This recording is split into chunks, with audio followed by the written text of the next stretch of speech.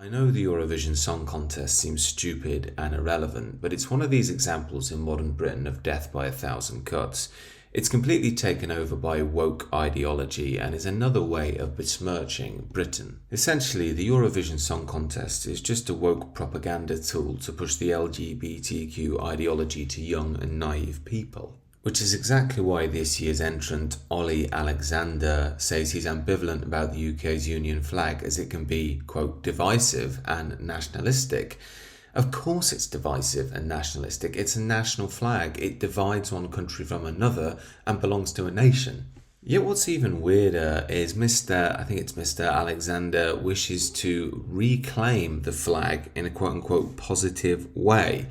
What does he mean by that? Reclaim the flag from who, and how is he going to go about that? Well, the answer to the latter is he's going to fly the flag in the gayest way possible. Makes you proud to be British, doesn't it? But why do woke people do this sort of nonsense? It's like they take a minority cause that very few people care about and affects even less, and then they force it on the mainstream, and if you don't like it, they accuse you of being the ones who are divisive. And what does he mean by reclaiming? You may have noticed that woke people are doing this more and more. It's if they're pretending that somewhere in our history we were this LGBTQ utopia full of tolerance and diversity at every turn, and then evil conservatives came along and ruined it. If you try and please every single minority and give them prominence every single day, you're going to destroy your own country, as we're seeing right now. And it's high time we woke up and realised that culture is the key battleground for Britain now. This whole thing about tolerance and diversity and celebrating the minority is all a con. It's essentially